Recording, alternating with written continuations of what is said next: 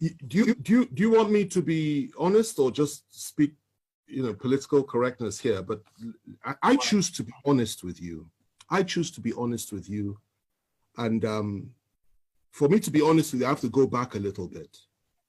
But let me start with the situation that we're facing in this country today. If you believe that those that are in power in Nigeria today would ever contemplate the possibility of giving power to an Igbo man in 2023 or thereafter, then you still haven't fully understood the challenge and the problem that we have in this country today.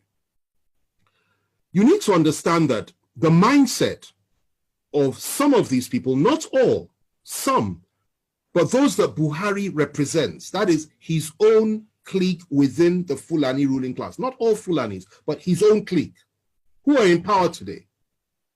Their mindset is that the most dangerous people in this country and the people that they must suppress more than any other are the people of the Southeast. And you need to understand that before the Civil War, and I need to go back in history because that's a damn good question and it deserves a clear answer, a thorough answer. Let's go back a little bit. Before the Civil War, these same people, he, for example, was active then. And you need to remember the role that they played on the night of July 29th, 1966, when the Northern Officers counter coup took place. And 300 Igbo officers were killed in one night, including an Igbo head of state. He was involved. And many of them that are running this country in that cabal today were involved or supported it. They said it was to pay back for what had happened in January 15th, 1966. Now, after that, what happened? The same people unleashed their people on Igbo civilians in the northern part of this country, and the figure that is often cited is 30,000 were killed. It's not true. Closer to 100,000. Not only were they killed, people, women had their stomachs cut open and little babies were pulled out and their heads were dashed against the wall. That is what they did then in 1966, before the Civil War. And the Igbos were slaughtered like flies all over the north by these same people. They went rushing back to the east, where they believed they were safe. And the position was this: the leader of the core northern Muslims within the army, Murtala Muhammad, urged Gawan, who was head of state, to march on the east immediately and wipe out the Igbos. Gawan, to his credit, refused to do that and said, no, let's negotiate. And the negotiations started. They broke down, then there was a civil war. In that civil war, 3 million Igbos were killed by federal forces. They were killed by all of us. I'm from the Southwest. I take responsibility for that, as every other Nigerian ought to. Civilians, not soldiers, 3 million, including 1 million children, subjected to genocide, subjected to mass murder, subjected to ethnic cleansing by us. The war ended. We did not apologize. Instead, what did we do? What did we do? We took all their property in the name of abandoned property. We gave them £20, even if they had $1 million in the bank. And we said, come back, no victor, no vanquished. Biggest lie from the pit of hell. There was a victor and there was a vanquished. And we all know who was who. They came back into Nigeria and we reintegrated them. But even with all the reintegration, no Igbo man could be trusted to be General Officer Commanding GOC until Obasanjo came to power in 1999. Igbos were not allowed to rise up within the military or in any power configuration in the country. It was something that was understood that you never put an Igbo man in a position of real power. You can give him appointments, but you don't put him in a position of real power. Okay. Obasanjo came, made General Abiaku, I think his name was, GOC. And then from there, Jonathan came, he appointed an Igbo chief of army staff. Okay? Yes. My wife is reminding me of the name, Ehejireka.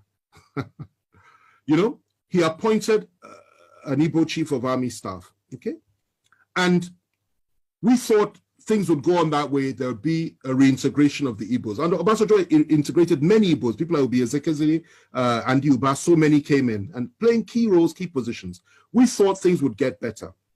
And unfortunately for us, though, in 2015, everything changed because Nigerians elected, in quotation marks, a man that had, again, I say it again, a different worldview and went back to the pre-1966 disposition and mentality of things. And that position was that Igbos cannot be trusted. Igbos have no rights. Igbos are members of the, he called them 5%, I believe, that didn't vote for him. And his mindset was he will teach Igbos the lesson of their lives. And he has done precisely that. If the killings had stopped then, I would have said, okay, fine. Everything we said is history. But sadly, it didn't stop. Igbo youths, IPOB youths, Igbo nationalists have been killed under this government. More have been killed than at any other time during this, apart from during the Civil War, under this government. Igbos have been hopelessly marginalized by the government. Igbos have been treated with contempt by this government. Not just Igbos, Southerners, Christians, and Middle Belters. They've added that one as well. And that's what's going on. And what the Igbos were subjected to by all of us in 1966 is what we are all being subjected to now by those that are around Buhari. Now, going to your question, given all that, and before I come to that, let me just add this. IPOB says they want to have a referendum. They want the right to self-determine. And you label them as terrorists when none of them has ever carried a gun, as far as I'm aware. I was in prison with Nnamdi Kanu. I had extensive discussions with him. I got to know him. I understood his mindset, and I could feel his pain for his people. Yet they say they want to have a referendum. You say they're terrorists. Meanwhile, those that are butchering our people every day in the name of ethnic domination and hegemony, in the name of furthering the ambitions and the aspirations of Usman Dan Fodio and Ahmadu Bello and Buhari himself, the three Mahdis, you don't call them terrorists. You pat them on the back, you refuse to arrest any of them. And you say what they're doing is okay. You encourage them, okay? And the same you, free Boko Haram terrorists, the same you once said that you want to apply Sharia all over the country. The same you said Muslims should only vote for Muslims. The same you says an attack on Boko Haram is an attack on the North. The same you has said so many things which implicitly are on line and on all fours with the Boko Haram philosophy. These are the people that have been ruling us for 5 years. And the same you has empowered the Fulani to a point that they have everything now. And you really believe that those people in 2023 will sit down and say that they will allow a situation to arise whereby the one they hate the most can possibly take power in this country? They will not allow that to happen. Now, if you ask me what I think that would be the way forward as an individual. That if you really want to appease the Southeast, indeed the people of the South, why on earth not? Why shouldn't we have that? But the reality is that those that control the levers of power are diametrically opposed to that philosophy. They don't pretend not to be. They will never deny it. And they're not even hiding it. So they won't allow that to happen. What they will tell you at the very best is possibly we'll give vice presidency to the Southeast. And in a situation like that, if they did that, and the northern president came to power, and something happened to him, I assure you they will never let an Igbo man take power. It's their mindset. Even the one that's there now, the Yoruba man that's there as VP. If anything happens to Buhari, I doubt very much they'll let him take power.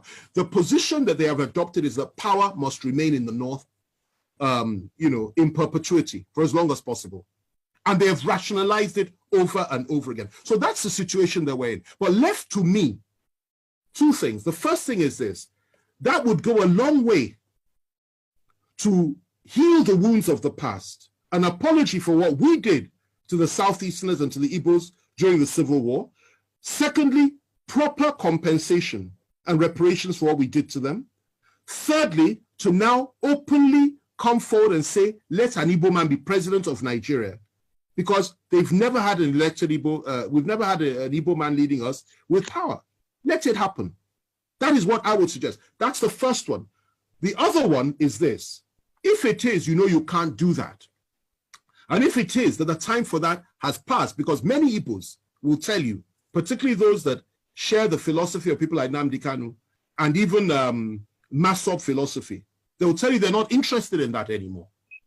Then the other thing you can do is say, allow them to determine their own future, just as the people of Scotland were allowed to determine theirs, just as Britain, the United Kingdom, was allowed to determine hers when it came to Brexit, just as so many other countries in the world, through a referendum and exercising the right of self-determination. And I think that would make far more sense than to say just give them an Igbo presidency, which you and I know is not likely to happen. Let me end with this, okay? We are approaching 2023. Some in the Southwest, specifically Bola Tinubu, believes that his party will field him. I will tell you this today. He has made the biggest mistake of his life.